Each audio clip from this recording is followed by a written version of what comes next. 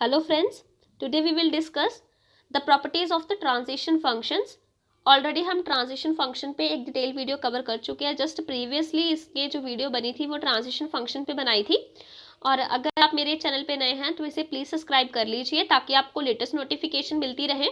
और इस टॉपिक पे एटलीस्ट 8 to 9 वीडियोस जो हैं वो कवर हो गई हैं. और अगर आप प्लेलिस्ट में जाके इन वीडियोस को देख सकते हैं. बिल्कुल बेसिक से वीडियो स्टार्ट है. तो आज देखते हैं properties of the transition functions कि ट्रांजिशन फंक्शंस की कुछ प्रॉपर्टीज हैं, उन्हें भी हमने कंसीडर करना होता है. सबसे पहले जो प्रॉपर्टी है वो है डेल्टा ऑफ क्यू ऑन नल.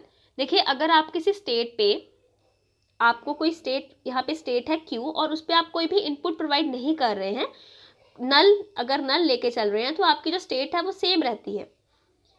आपकी स्टेट जो है वो सेम रहती है. Is a finite automation. हमने देखा था फाइनाइट ऑटोमेशन में भी, क्योंकि जब तक हम उसे किसी इनपुट को, अगर हमने इस पर कुछ इनपुट प्रोवाइड किया 0 और वो यहाँ पे स्टेट चेंज कर दिया, अगर मैंने उसे प्रोवाइड किया 1 तो उसने स्टेट चेंज कर ली.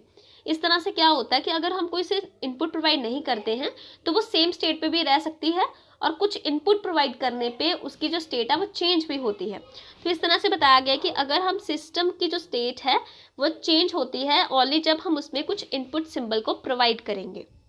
उसके बाद property number 2, for all strings W and input symbol A.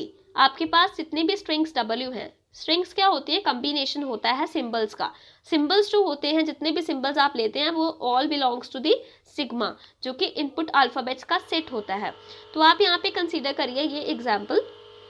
अगर हमने यहाँ पे एक ट्रांजिशन फंक्शन लिया Q स्टेट पे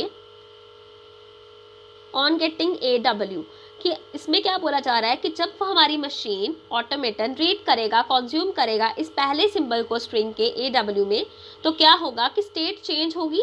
नई स्टेट में तो चेंज होगी, बट स्टेट के साथ साथ इसका जो प्रीफिक्स है, इस स्ट्रिंग का प्रीफिक्स क्या है, A, तो A भी उस स्टेट के साथ क्या हो जाएगा, अटैच हो जाता है. ये देखिए, जो नया हमारा ट्रांजिशन फंक्शन से ये जो बन के आती है वो इस तरह से आएगी कि Q on AW equals to transition function. तो ये Q स्टेट जो नई चेंज हुई उसको भी लेगा और उसके साथ साथ उसका प्रीफिक्स A आएगा और W जो है वो अलग से आएगा.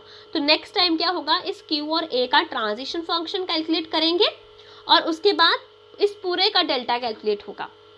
उसी तरह से अगर आप देखते हैं इस एग्जाम्पल को, delta of Q WA, it means Q के साथ W को वो कंसीडर करेगा क्योंकि वो प्रीफिक्स है WA का, और इस पूरे का ट्रांजिशन फंक्शन होगा. पहले इस ट्रांजिशन फंक्शन को सॉल्व करेंगे कि Q स्टेट पे W पे क्या स्टेट आएगी, और उसके बाद हम इस टोटल का जो भी हमारे पास रिजल्ट आएगा उसका इसके साथ, इनपुट के साथ हम ट्रांजिशन फंक्शन कैलकुलेट करेंगे. तो ये एक वे है जिससे हम लिख सकते हैं कि किस तरह से, अगर हमारे पास सभी स्ट्रिंग्स के लिए इनपुट सिंबल ये है तो हम उसे किस फॉर्मेशन में लिखेंगे. This property gives the state after that automaton consumes or read the first symbol of a string AW and the state after the automaton consumes a prefix of a string WA. कि अगर वो AW ले रहा है तो उसके बाद prefix के साथ जो A है वो भी इसके साथ ट्रांजिशन फंक्शन में स्टेट के साथ आ जाएगा और जो भी हमारा सफिक्स है वो अलग से रहेगा. तो ये एक प्रॉपर्टी थी जो इम्पॉर्टेंट है ट्रांजिशन फंक्शन की. आई होप आपको ये क्लियर हो गया होगा. So thank you friends. If you like my video, please like, share and subscribe my channel.